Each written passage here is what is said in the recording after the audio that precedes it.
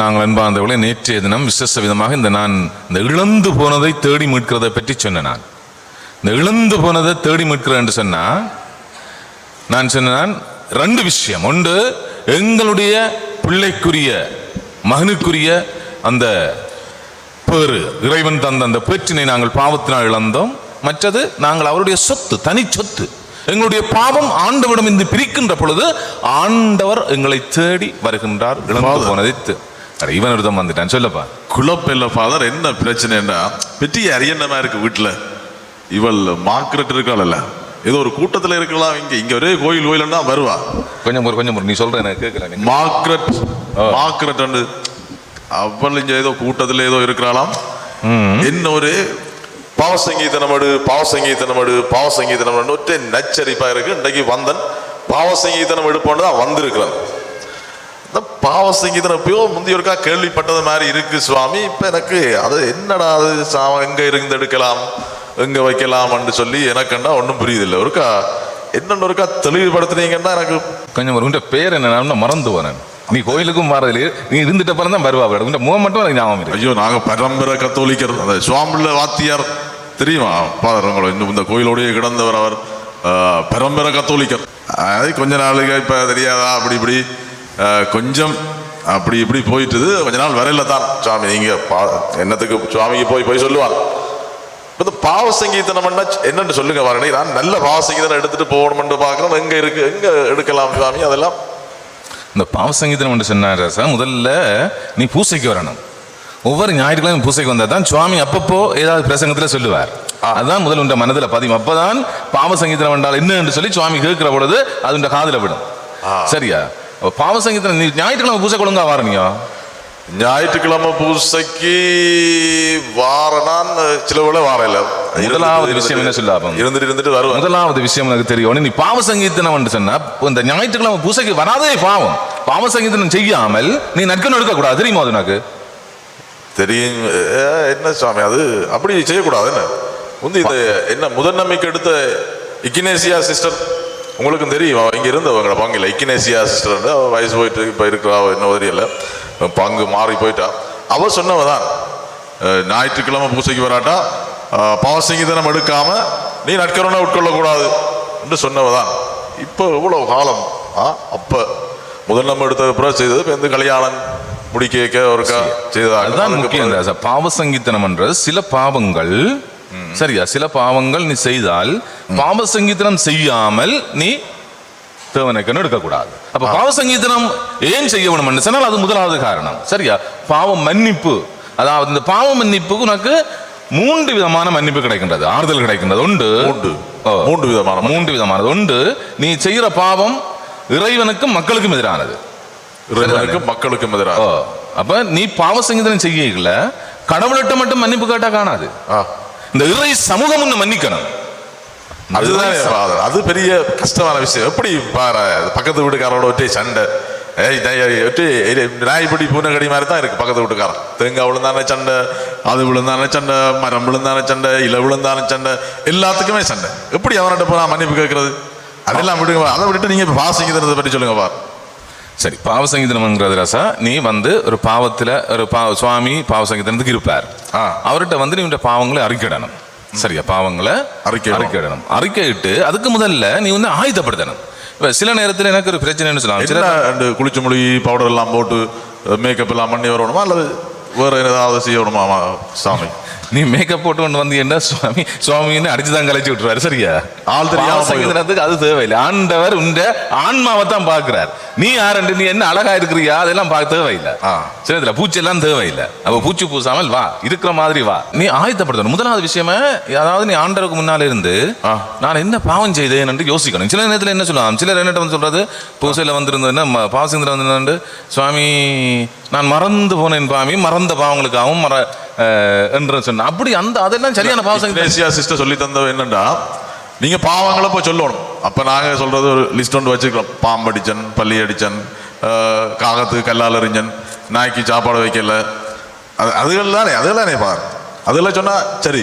நீ ஒரு லிஸ்ட் ஒன்று இருக்கு. நான் பாடம் வாங்கிக்கலாம். இப்பதான் ஞாபகத்துல வருது. நீங்க சொன்னது ஞாபகத்துல வருது. அது இந்த முதல் நன்மை பிள்ளைகளுக்கு சிஸ்டமேர் சொல்லி கொடுப்பாங்க, இல்ல நாங்க சொல்லி கொடுக்கறது சில வரிகளை அவங்களுக்கு தெரியாது.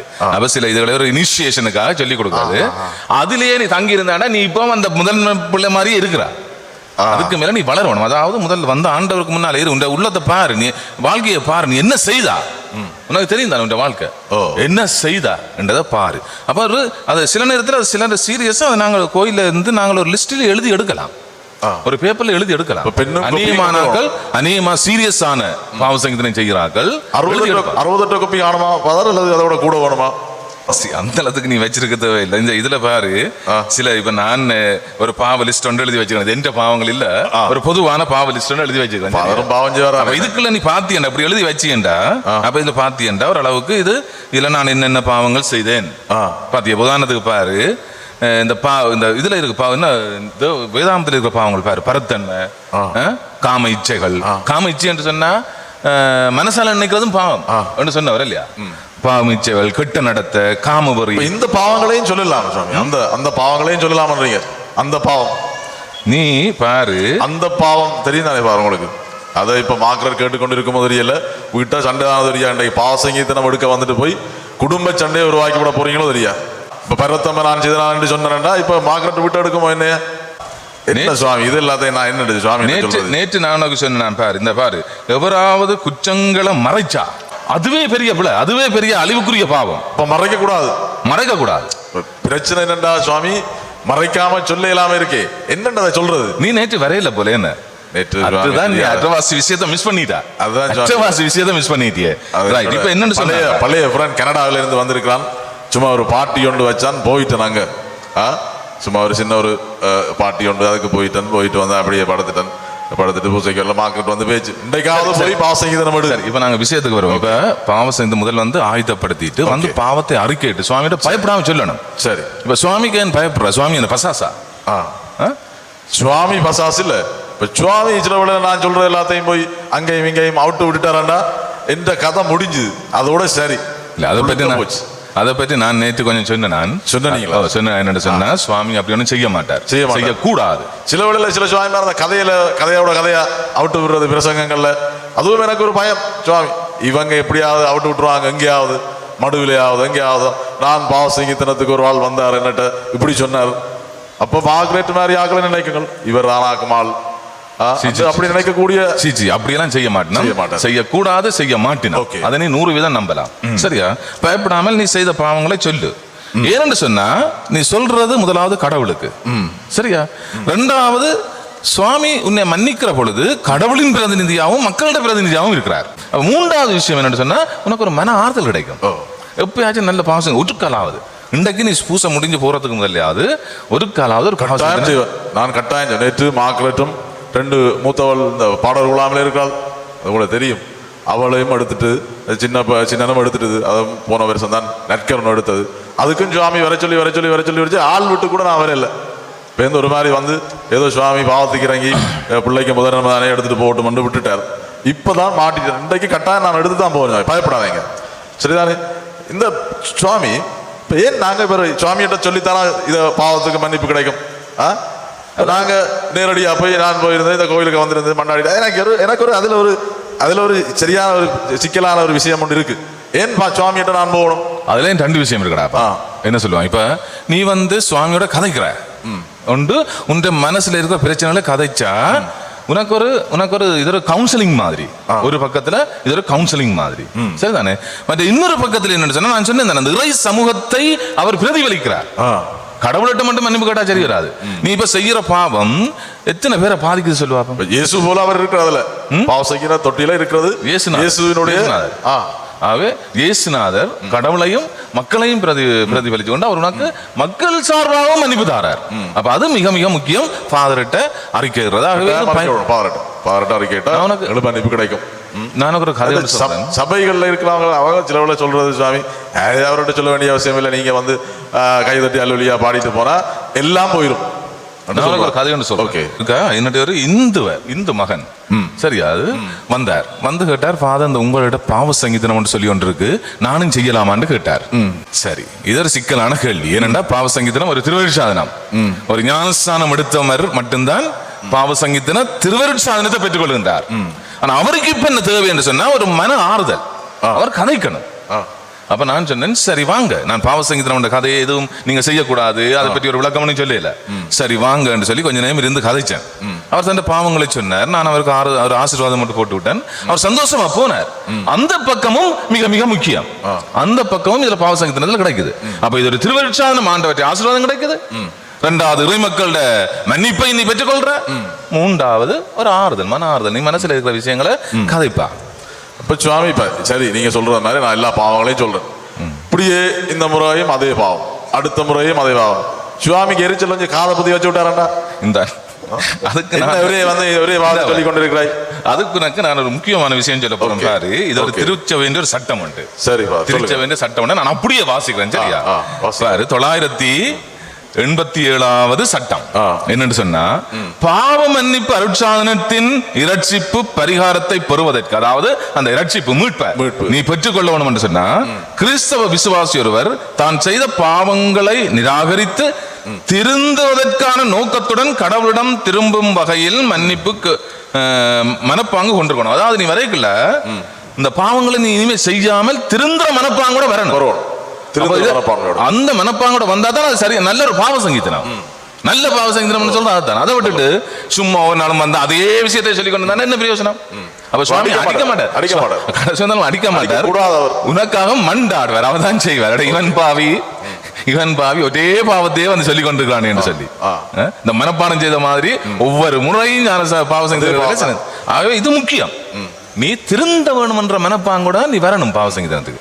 அதாவது அந்த அந்த மனப்பாங்கோட வரைக்கல தான். அப்ப நீ என்ன செய்வா? திருந்தணும் என்ற மனப்பாங்கோட வந்தா என்ன செய்வா? அந்த பாவத்தை விட்டுடுவா, அந்த பாவத்தை பிறகு விட்டுடுவா. அப்ப அடுத்த முறை ஏதாவது தச்சல தப்பி தவறி செய்கிற இன்னொரு புது பாவமா செய்து அதையும் செய்து சொல்லணும் கட்டாயம். சரி சுவாமி, இப்ப இந்த பாவ சங்கீதனம் இருக்குதானே, இப்ப இந்த மார்கரெட் சொன்னால் நீங்க போய் சொல்லுங்க பாவ சங்கீதனம் எடுத்துட்டு வாங்க அன்று சொல்லிட்டு பாதர் தண்டனை தருவாராம். தண்டனைடா என்ன தண்டனை? அது ஒரு பெரிய கரைச்சலா இருந்துச்சு, மண்டையில போட்டு குழப்பி கொண்டு என்ன தண்டனை தர போகுது இந்த மனுஷன்? நாம செய்யற பாவங்கள் தெரியும் தானே பாரு. நீ நல்லா சின்ன பொடியனாக்க நல்லா அப்பாட்ட அடி வாங்கியிருக்கா அவரோட, என்ன அதான் சாரையான பயத்தோட இருக்கிறார். சுவாம்புள்ள மாஸ்டர் ஊரே பயப்படும். சுவாம்புள்ள வாத்தியார்னாலே நாங்க எப்படி பயப்படாம இருக்கிறது? சுவாமியிட்டையும் நல்லா வலுவ வாங்கி இருக்கிறா அவரோட. ஐயோ அதை ஏன் சொல்லுவேன் பார். சரி இப்ப விடுங்க. சரி, இப்ப பாவ சங்கீதனேடாப்பா, இப்ப நீ சொல்ற பாவத்துக்கு சுவாமி தண்டனை தாரன்னு சொன்னா உன்னை தண்டிக்கிறதுக்கு இல்ல, உன்னை தண்டிக்கிறதுக்கு இல்லை. அதாவது இப்ப இதை கட்டி போட்டு அடிக்கிறது அப்படியான தண்டனை இல்லை. முதலாவது அதாவது இப்ப ஒரு உடல் ரீதியான தண்டனை இல்ல, ரெண்டாவது மன ரீதியான தண்டனையும் இல்ல.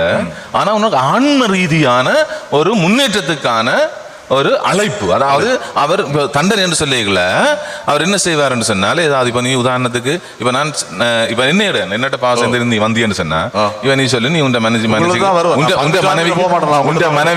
மனுஷிக்கு நேற்று அடிச்சு போட்டான்னு வை. சரியா? மனுஷியோட எப்படி நல்ல சந்தோஷம், மனுஷியோட சந்தோஷமா இருக்கிறியா? மனுஷியோட தெரியும் தானே, அப்பப்ப சின்ன தட்டுகள் விழும், பானை சட்டி வெளியே வரும், அப்படியா சின்ன தெரியும் தானே பாரு உங்களுக்கு. மனுஷிக்கு அடிச்சு போட்டான்னு வையன் வந்து அதை சொன்னா அதையும் சொல்லணுமா? அடையப்பா, அதுதான் முக்கியம். இது வயலன்ஸ்ரா, வயலன்ஸ். என்ன வயலன்ஸ் தெரியும், என்ன உடல் ரீதியான ஒரு துன்புறுத்தல். அது சரியான பாவம். எதுக்குள்ள சொல்லுவாம வருது? கொலை செய்யாது என்ற பாவம் இருக்குல்ல, கட்டளை இருக்குல்ல, அதுக்குள்ள வருது. இதெல்லாம் அதுக்குள்ள வருது. உடலை மட்டும் எடுத்த உயிரை மட்டும் எடுக்கிறது மட்டும் இல்ல, நீ துன்புறுத்தல், பிசிக்கல் உடல் ரீதியான துன்புறுத்தல் எல்லாம் அதுக்குள்ள வருது. அது எல்லாத்தையும் சொல்லணும். சும்மா எலி கடிச்சேன் நாய் கடிச்சேன்னு சொல்ல விட மனுஷி கடிச்சதையும் வந்து சொல்லணும். எலி கடிச்சேன், பாம்பு கடிச்சேன், பள்ளி கடிச்சேன், பூச்சி கடிச்சேன், மனுஷிக்கு அடிச்சுட்டான்னு வந்து சொல்றான் வையன். அப்ப நான் என்ன சொல்லுவேன்டா, உன்னோட மனைவியோட கதைச்சியா அதை பற்றி கதைச்சியா, மன்னிப்பு கேட்டியா என்று கேட்பேன். 2 நாள் மனுஷிய மூஞ்சியை பார்க்கலாம், அடிபட்டா பிறகு 2 அப்படி சிவரை பார்த்தோம்னா போகணும். வேலைக்கு போறோம்னா வேலைக்கு வரோம்னா இது உண்ட பிரச்சனை. 2 நாள் எனக்கு தெரியும் எத்தனையோ பேர் வருஷ கணக்காக ஆளோட கதைக்காம இருக்கணும். ஆனா மாக்குற என்னன்னாலும் நல்ல மனசு வந்து எப்படியாவது சரி சரி சரி இனி என்ன செய்யறது, கடவுள்கிட்ட மன்னிப்பு கேட்டுட்டு நாங்க அன்பா இருப்போம் ஏதோ ரைட். ஏதோ 2 பேரும் துவங்கிடுவோம். நான் சொல்றேன் சொன்னா, மனைவியிட்ட போய் கதை முடிஞ்சா மன்னிப்பு கேளு. இந்த மன்னிப்பு கேட்கறதுங்கிற விஷயம் முக்கியம். நான் மன்னிப்பு இப்ப நீ கடவுள்கிட்ட வந்து நீ செய்யற விஷயத்துக்கு மன்னிப்பு கேட்கல, சரியா? மனைவியிட்ட மன்னிப்பு கேட்டா என்ன? கேட்கலாம், கேளு, கட்டாயம் கேட்கணும். மனைவியான் மன்னிக்கணும், கோயிச்சு கொண்டு இருக்க கூடாது. சிலர் அப்படியே மூஞ்சி நோட்டி கொண்டு இப்படி வச்சு கொண்டு இருப்பாங்க, அப்படியும் இருக்கக்கூடாது. அப்ப மனைவிய அந்த அன்பு செய்யணும் அவளுக்கு முதலாவது. சரி, அன்பு செய்து அப்ப அவள்கிட்ட போய் மன்னிப்பு கேட்கணும். அது தண்டனை இல்லை, அது நீ செய்ய வேண்டிய ஒரு விஷயம், சரிதானே? அப்ப அதுக்கு அடுத்துதான் நான் என்ன சொல்லுவேன்டா, அவளுக்காக மண்டாடும் கட்டாயம். இப்ப என்னண்டா, இப்ப நான் ஒரு வருஷத்துல இப்ப திருவிழா வரைக்கும் பாவசங்கீதனோடு ஃபாதர் அறிவிப்பார். எத்தனை முறை நான் பாவசங்கீதனம் எடுக்கலாமான்னு இருக்கா? ஏதாவது இத்தனை முறை தான் எடு. இப்ப நட்கருணை வந்து போய் அவங்க எடுத்துட்டு போறோம், அது மாதிரி ஏதாவது இருக்குதா? அல்லது இது ஒரு நல்ல கேள்வி. நான் ஒரு ஆளை சந்திச்சேன். நான் எனக்கு அவர் சில நேரத்தில் கொஞ்சம் கஷ்டமா இருந்தேன்னு சொன்னா, அவர் கோயிலுக்கு வாரதெல்லாம் என்ன காண்றதெல்லாம் ஃபாதர் பாவசங்கீதனோடு கேட்பார். அது நல்ல விஷயம் தன் மனதை. ஆனா சில நேரத்தில் டூ மச். முதல் நாள் செய்தோட அடுத்த நாளும் வருவார். அதுவா அப்படியும் செய்யக்கூடாது. ஆனா பாவசங்கீதம் செய்யாமலும் இருக்கக்கூடாது. அதாவது நீ முதல்ல முக்கியமா எப்ப ஏதாவது முக்கியமா சின்ன பெரிய பாவங்கள் செய்துட்டேன், அல்லது ஒரு நட்கன் எடுக்கக்கூடாத பாவங்கள் நான் செய்துட்டேன் என்று சொல்லி, இப்ப நான் பாரு, இந்த நட்கன் எடுக்கக்கூடாத பாவங்கள், இப்ப தலையான பாவங்கள், சரியா? பரத்தன்மை, அதாவது பரத்தன்மை, களவு இருக்கான்னு பாப்போம். நான் செய்திருக்கிறேன் இல்லையான்னு பாப்போம், செக் பண்ணி பாப்போம். சொல்லுங்க பாப்போம், எங்க இருக்கு பாருங்க. இது மார்க்கு சுவிசேஷத்திலும் இருக்கு, கலாத்தியர்லயும் இருக்கு. கிட்டத்தட்ட ஒரே விஷயங்களை இயேசுநாதரின் சொல்றார், பவுல் அடிகளாரின் சொல்றார். சரியா? நான் செய்தேன்னா நான் நின்றேன், நான் செய்தேன்னா நான் எண்ணி கொண்டு போறேன். எனக்கு எந்த பாவம்னா நான் நின்றேன். மார்க்கரேட் பார்க்கலாம் நினைக்கிறேன், மார்க்கரேட் நீங்க சொல்லுங்க. பரத்தமை என்ன தெரியுமா? எங்க உடலுக்கு எதிரான பாவங்கள், 6ஆம் கட்டளைக்கு எதிரான பாவம், மூவாம் செய்யாதே என்ற அந்த கட்டளைக்கு எதிரான பாவங்கள். களவு, கொலை, சின்ன களவு செய்தேன், பெரிய களவு செய்தேன். சிலர் வந்து சொல்றது அந்த சின்ன களவு செய்தேன், பெரிய களவு செய்தேன். சின்ன ஒரு களவு எடுத்தேன். அது என்ன சின்ன களவு? களவுண்டா களவுடாப்பா, சரியா? களவு, கொலை, விபச்சாரம், பேராசை, தீச்செயல், பஞ்சம், காமவரி, பொறாமை, பழிப்புரை, செருக்கு, மதிகேடு, இதோட தச்சலா ஏதாவது நாங்க செய்துட்டோம்னு சொன்னா உடனையும் பாவ சங்கீதனம் செய்து 5-6 பாவம் 6 பாவம் இருக்கு. 6 பாவம். அதுக்காக நீ 6 தரம் பாவ சங்கீதனம் செய்ய தேவையில்லை. போயிட்டு ஒரு கால் சுவாமியோட நல்ல பாவ சங்கீதனம் செய்ய, எல்லாத்தையும் சொல்லு, சரியா? எல்லாத்தையும் சொல்லி என்னென்ன பாவ சங்கீதனம் செய்யறன்னு கேட்க மாகர சொல்லிச்சு, நீ இப்போ சொல்லு, என்ன பாவம் சுவாமி செய்த இந்த வயசுல, என்னத்தை செய்யறது பாவம், சும்மா இப்படி தான் சொன்னா சுவாமி ஆசை வச்சுட்டு விட்டுருவோம். என்ன பாவத்தை செய்ய இந்த வயசுல, என்ன பாவம் செய்யறது? எத்தனை வயசு? இப்ப கிட்டத்தட்ட ஒரு 64 வயசு ஆகுது. 65 வயசுன்னு சொன்னா போல இந்த வயசுல என்ன பாவம் செய்யும்? இந்த வயசுல இந்த வயசுல இந்த மண்டையில எத்தனை பேரை பத்தி எல்லாம் நீ என்னென்ன யோசிச்சு கொண்டிருப்பா சொல்லுவாங்க. அந்த பாவம் எல்லாம் செய்ததான் பார். அது அப்ப இளமையா அது இல்ல. நான் சொல்றது என்னன்னு சொன்ன, இப்ப பக்கத்து வீட்டுக்கான சண்டைன்னு சொன்னீங்க, வந்திருந்து யோசிச்சு கொண்டிருப்பான், அவனுக்கு ஏதாவது நடக்க வேணும், சாவு வேணும். அதெல்லாம் பாவம் தானேடா? பாவம் தானே, அதெல்லாம் பாவம் தானே. மனசால ஒரு தடவை கொலை செய்யறானே, கொலை செய்யறது மனசால ஒரு தடவை கொலை செய்யறான், சரியா? இப்ப சரி, எல்லா பாவத்தையும் ஆண்டவர் மன்னிக்கிறாருன்னு சொல்றீங்க, சரி, நானும் ஏற்றுக்கொள்றேன், இவங்களும் எல்லாரும் ஏற்றுக்கொள்வாங்கன்னு நினைக்கிறேன். ஆனா இப்ப என்ன பிரச்சனை என்ன சுவாமி, சில பங்குல நான் அன்னைக்கு ஒரு சித்த வீட்டுக்கு போனேன், அந்த பிள்ளை தற்கொலை செய்து இறந்துட்டான். அவங்க கோயிலுக்குள்ள பொடி கொண்டு கூடாதுன்னு நினைக்கிறாங்க. ஆட பெரிய நாடகம் போட்டு விட்டாங்களே பார். சுவாமி இல்ல, அவர் தற்கொலை செய்தா அது கடவுளுக்கு எதிரான பாவம், அது அவர்கள் உள்ள கொண்டு வரக்கூடாது. பெரிய பெரிய ஒரு சண்டை சச்சரவா போச்சு. அந்த தாய் அழுது குளறி கண்ணீர் வடிச்சு, அதெல்லாம் நல்லமா அல்லது என்னென்று விளங்க இல்லை. இப்ப இருக்குது அந்த நடைமுறைகள். எனக்கு ஒரு வடிவான விளக்கத்தை ஒன்று தாங்க பார்ப்போம். முதலாவது, எங்களோட உயிரும் உடலும் கடவுளால தரப்பட்டது, சரியா? கடவுளால தரப்பட்டதை நாங்கள் தீங்கு விளைவிக்க கூடாது என்ற உடலுக்கும் இருக்கும்.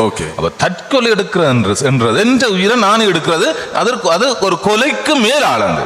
இன்னொரு ஆளை கொலை செய்யறோட மோசமானது நான் எந்த உயிரை நான் கொலை செய்யறது. என்னன்னு சொன்னா, நான் கடவுள்ல நம்பிக்கை இழந்து அந்த அது கடவுள் உயிர் தானே, கடவுள் தான் இந்த உயிருக்கு சொந்தமாக. எக்ஸாக்ட், நான் இல்ல தானே, கடவுளோட உயிர். அப்ப நீ அதை எடுத்தீன்னு சொன்னா, நீ கொலை செத்துட்டீன்னு சொன்னா அது பெரிய பாவம். அப்ப இப்ப என்னன்னு சொன்னா அதுங்களுக்கு ஒரு பழைய மரபும் மற்றதுங்களோட திருச்சபை சட்டம் தான். என்னன்னு சொன்னா இது நாங்கள் ஒரு முக்கியமான விஷயம் நாங்கள் கவனமா செய்ய வேணும். அப்ப இவைக்கு நாங்கள் ஒரு அதுக்குரிய தண்டனை, இப்ப செத்துட்டாருன்னு சொன்னா வேற தண்டனை கொடுக்கல. அப்ப அவரை நாங்கள் இன்னொரு புறத்துல நாங்கள் சேமகாலிக்கு வழியில செய்யக்கூடாது அன்றதுக்காக சில பங்கில நடைமுறைகள் இருக்க. அதுவும் ஒரு விஷயம் தான். அதுவும் ஒரு விஷயம். என்னன்னு சொன்னா இதை பார்த்து மற்றாக்கள் அதை படிக்கணும். இப்ப என்ன பிரச்சனை? தற்கொலை செய்யறதுக்கு என்ன பிரச்சனை? ஏதாவது பிரச்சனைன்னு சொன்னா வந்து கதைங்களை சுவாமி தான் இருக்கிறார், 24 மணி நேரம் இருக்கிறார். என்ன 24 சில சுவாமிமார் சும்மா இருப்பாங்க, அங்க ஆக்களே வார இல்லையாமன்னு ஒரே பிரச்சனை. அந்த கதைங்களை பாவசங்கீதத்தை செய்தாலே ஆண்டவர்கிட்ட சொல்லிட்டு வாரம் ஒரு மன ஆறுதலாவது கிடைக்கும். எக்ஸாக்ட்லி. அதுக்கு பிறகு என்ன தற்கொலை செய்யறது? அப்படி உங்களோட மன ஆறுதல் வந்து என்ன சொன்னா உங்களோட இந்த தற்கொலை எண்ணமே வராது. கதையுங்க, மனசுல இருக்கிற கதையுங்க. சரி, அதுதான் பாவசங்கீதம். அதிண்ட ஒரு அருட்சாதனமாக ஆண்டவருடைய அருளோட தரப்பட்டிருக்கிறது தான் பாவசங்கீதம். ஆண்டவருடைய அருள் கிடைக்கிற ஒரு இடம் பாவசங்கீதம். எக்ஸாக்ட்லி. அப்ப அதை செய்யுங்க, பயப்படாம செய்யுங்க, சுவாமியோட வெட்கப்படாதீங்க. மற்றது என்ன சொல்லுவாங்க, இன்னொரு பிரச்சனை, அடே நாங்க எழும்பி வந்தா இன்னும் பெரிய பாவம் செய்துட்டானோ ஒன்று மற்றாக்க நினைப்பாங்க. அது இன்னொரு பிரச்சனை. அதுக்காக மறைவா அங்கேயும் சுவாமி இருந்தா அங்கதான் ஓடி போறது. ஆரஞ்சனம் பாக்குறாங்களா, என்னடா இவர் போறார், எவ்வளவு நேரம் இவர் கதைக்கிறார் அண்டெல்லாம் பாக்குங்க. நான் பார்த்துருக்கேன். இவர் போறா, இன்னைக்கு போறா, பாப்போம் எப்ப வாரான்னு பாப்போம். மணிக்கூட்ட பாக்குறது 10 நிமிஷம். அப்ப ஆள் நல்ல பயங்கரமான பாவங்கள் செய்திருக்கிறா போல கிடக்கு. மற்ற மற்ற பாவங்கள் எல்லாம் செய்திருக்கிறா போல இருந்து இங்க வந்து நான் மணிக்கூட்டையும் பாக்குறது, அவையும் பாக்குறது. எங்கட சனத்தின் வேலை இதுதானே. மற்றவன் வீட்டுக்குள்ள பாக்குறது, மற்றவன் என்ன கண்டு பாக்குறதா நம்ம சனத்தின் வேலையே. சரி, அதை விட்டுட்டு இதெல்லாம் நான் சுவாமி பாவசங்கீதமே எடுக்கிறது இல்லைன்னு இருந்தது. இன்றைக்கு இந்த மார்க்கெட் வந்து நான் ஐயோ போட்டு படாத பாடுபடுத்தி இன்றைக்கு வந்துட்டேன். இப்ப நீங்க சொல்றபடியா நான் கொஞ்சம் கொஞ்சம் விளங்குது. யார் என்னத்தை சொன்னாலும் நானும் கடவுளும் என்னோடு இருக்கிறவர்களும் நல்ல உறவில் வாழணும் தானே எங்களுக்கு கடவுளுடைய விருப்பம். அதுக்கு அதை நான் ஏற்படுத்தி கொள்ளணும் தான் விரும்புறேன். இன்றைக்கு நீங்க முன்னுக்கு ஒரு நல்ல நற்செய்தி ஒன்று வாச்சிங்களே, இந்த சக்கையை போல அவன் மேலே ஏறி இருந்து இயேசு இப்போ பார்க்கணும்னு ஆசைப்பட்டான். இப்போ நான் பார்க்கணும்னு சொன்னா மரத்தில் ஏறினா சரியா, மரத்தில் ஏறாம போய் பாவசங்கீதத்தை போனா கூட பார்க்கலாம்னு தான் நீங்க சொல்றதை பார்க்க எனக்கு புரியுது. இன்னொன்று சொல்றேன். இப்ப எங்கட திருச்சபை சட்டத்தில் இன்னொன்று இருக்குன்னு சொன்னா, ஒருத்தர் வந்து பாவசங்கீதனம் செய்ய கேட்டால் சரியா, சுவாமி அதை நிராகரிக்க கூடாது. நிராகரிக்க மாட்டார். நிராகரிக்க கூடாது. தச்சல இப்ப வையன் எனக்கு ஒரு நிகழ்வு ஒன்று நடந்தது. நான் ஒரு கால் மன்னார்ல பங்கு தந்தையா இருக்கிற பொழுது, ஒரு பங்குல பங்கு தந்தையா இருக்கிற பொழுது ஒருத்தர் வந்து கேட்டார், ஃபாதர் பாவசங்கீதனம் கேட்கணும். நான் இப்ப என்ன மோட்டார் சைக்கிள் ஏறி இருக்கிறேன், ஒரு பிஷப்போட மீட்டிங் ஒன்று நடக்க போகுது எங்களுக்கு. சரியா, அப்ப நான் என்ன சொல்றேன், சரி நாங்க மீட்டிங் போயிட்டு வாரேன், வந்து பாவசங்கீதனம் கேட்போம். நான் போயிட்டு அங்க நின்று எல்லாம் முடிச்சிட்டு வர பிந்தி போச்சு. இஞ்ச வாரன் அவன் ஆக்சிடென்ட்ல செத்து போட்டான்டா. ஐயோ சுவாமி. ஆனா உண்டு அவன் பாவங்கள் மன்னிக்கப்பட்டது. ஏன்னா அவன் ஆசைப்பட்டவன் பாவசங்கீதனம் செய்யணும். அவன் நரகத்துக்கு போக மாட்டான். நரகத்துக்கு போக மாட்டான். நரகத்துக்கு போக மாட்டான். இப்ப நான் பாவசங்கீதனம் செய்யாம இப்படியே வருஷக்கணக்காக இருந்துட்டேன்னு சொன்னா நான் நேர என்ன பாவசங்கீதனம் செய்யாம அப்படியே இருந்துட்டேன்னு சொன்னா நேர நரகம் தான். எக்ஸாக்ட்லி. அப்ப நீ பாவசங்கீதம் செய்யாம இருந்தா கனவேர் என்னோட வர போயின போலாம் கிடக்கு. நரகத்துக்கு கனவேர் வர போயின போல கிடக்கு. அதுக்கிடையில நாம போய் பாவசங்கம் செய்து அந்த குழுவில சேராம இருந்தா சரி. சரி, நல்ல காலம் காமி இன்றைக்கு மார்க்ரெட்டை நான் காலில் பூ போட்டு கும்பிடணும். அதெல்லாம் நரகத்துக்கு போகாம மார்க்ரெட் ஏதோ ஒரு வழியில என்ன தப்பு வச்சுட்டு நான் சொல்றேன் கேளு. சுவாமியோட நம்பர் எடுத்து வச்சுக்கோள். சரி, எடுத்து வச்சுட்டு உனக்கு எப்ப ஒரு மனசுல இந்த மனசுல எப்ப பாவசங்கீதனம் செய்யணும் போல தோணுதோ அடிச்சு கேளு. ஆனா அது சுவாமி நித்திர கொள்ற நேரத்தில் அடிச்சு அவரை குழப்பாமல் அந்த கொஞ்சம் அவர் எழும்பி இருக்கிற நேரத்தில் அப்படி அடிச்சு கேளு, ஃபாதருக்கா பாவசங்கீதனம் வந்து செய்யலாமா. நிச்சயமா அவர் இல்லைன்னு சொல்ல மாட்டார். போயிருந்து கதை மனசு திறந்து கதை மனசுல இருக்கிறதெல்லாம் சொல்லு. இந்த பாவத்தை மட்டும் இல்ல, உங்க மனசுல என்ன கஷ்டம் என்று நினைக்கிறியோ அது எல்லாத்தையும் சொல்லு. சரியா, சுவாமி அதுக்கு தான் எங்கட குருத்துவத்துல எங்க சுவாமி மாற்ற முக்கியமான தலையாய கடமைகள்ல உண்டு பாவசங்கீதனம் கேட்கிறது. சரியா, பூசை வைக்கிறதையும் விட முக்கியமான விஷயம் பாவசங்கீதனம் கேட்கிறது. அப்ப சுவாமி இல்லைன்னு சொல்ல மாட்டேன். சரியா, எந்த சுவாமியிட்டையும் நீ போகலாம். இப்ப நான் சுவாமி இப்ப கொஞ்சம் ஒரு அளவுக்கு எனக்கு மனசு திருப்தியா இருக்குது. இனியாவது நான் இந்த என்னுடைய பாவங்களை எல்லாம் சொல்லி ஆண்டவர்கிட்ட மன்னிப்பு கேட்டு ஒரு புதிய வாழ்க்கையை வாழணும் என்று யோசிக்கிறேன். இன்றைக்கு நடக்கும் நினைக்கிறேன். இன்னும் மட்டும் சொல்ல வேணும். இந்த இப்போ ஒரு பெரிய பிரச்சனை, இந்த கரிச்சிதை சொல்லி நடக்குது இல்ல. கரிச்சிதவி செய்தா அதுவும் கொலை. அது அதுதானே அதை சொல்லக்கூடாது.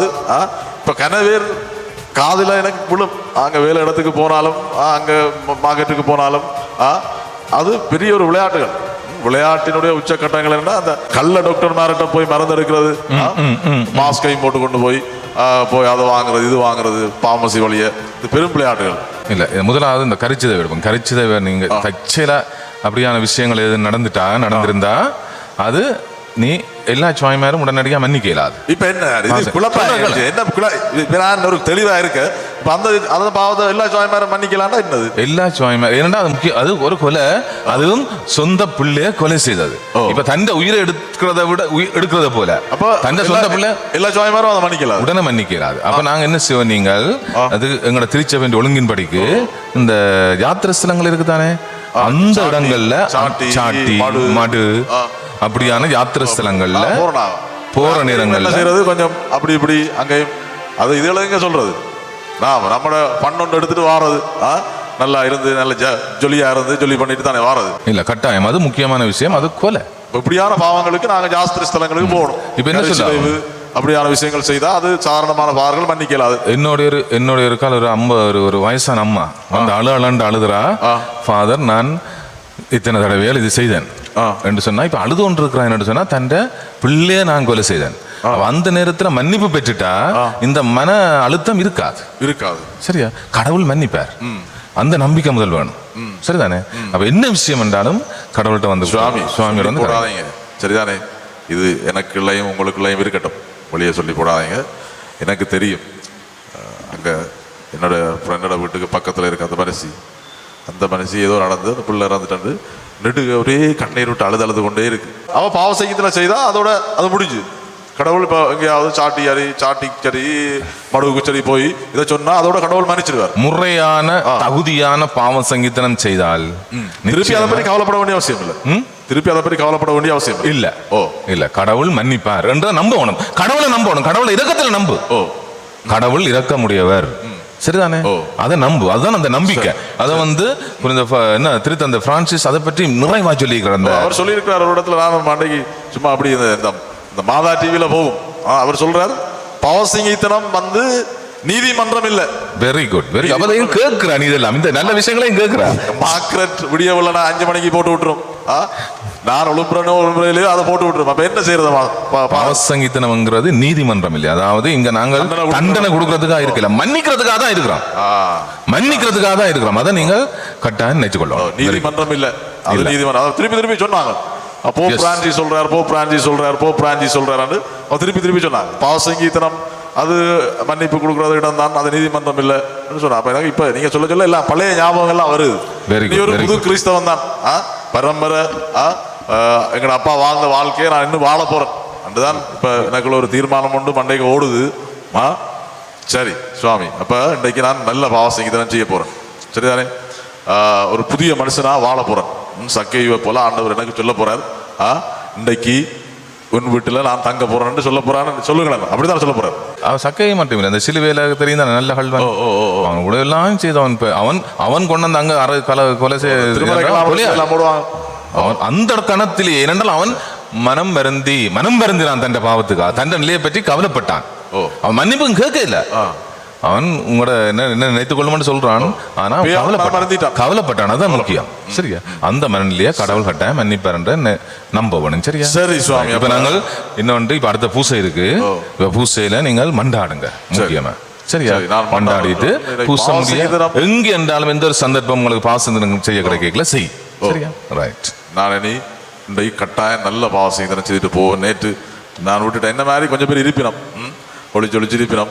எவ்வளவு காலம் ஒழிச்சிருக்க போயணுமோ தெரியாது. என்ன மாதிரி இப்படி நான் இன்றைக்கு ஏதோ ஒரு நல்ல ஒரு துணிவா வந்துட்டேன். வந்து நான் சொல்றேன், ஜேசுனா சொன்ன மாதிரி இன்று இந்த வீட்டுக்கு மீட்பு உண்டாயிற்று. நிச்சயமா சுவாமி, மீட்பு வரணும் தான் நான் துணிஞ்சு மார்க்ரெட் சொல்லுது ஒரு கரைச்சல்லையும் வந்ததான் தான் எப்படியாவது இன்றைக்கு ஒரு நல்ல மனசோட போகணும் வந்தேன்.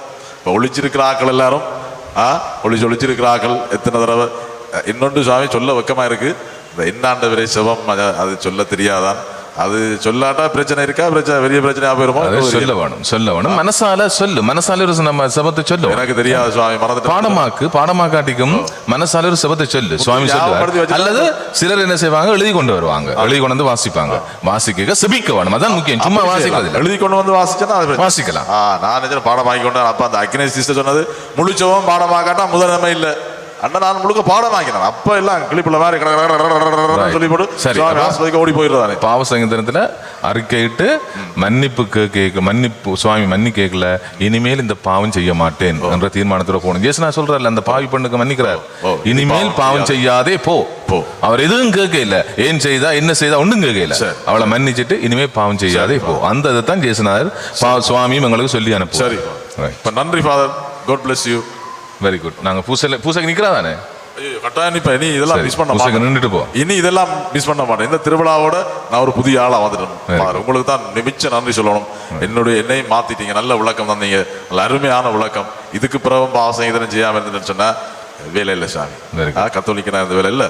நன்றி, thank you very much father, God bless you. சரி, இப்பொழுது அன்பார்ந்தவர்களே, நாங்கள் இந்த மனநிலையோடு நாங்கள் இறைவன் தருகின்ற அருளை நாங்கள் அடைந்து கொள்ள பாவசங்கீதனத்தை எப்பொழுதும் பயன்படுத்தி கொள்வோம். இறைவன் அங்கு எங்களை ஆசீர்வதித்து எங்களை மன்னிச்சு தன்னுடைய அருளை எங்களுக்கு நிறைவாக தருகின்றார். ஆமென்.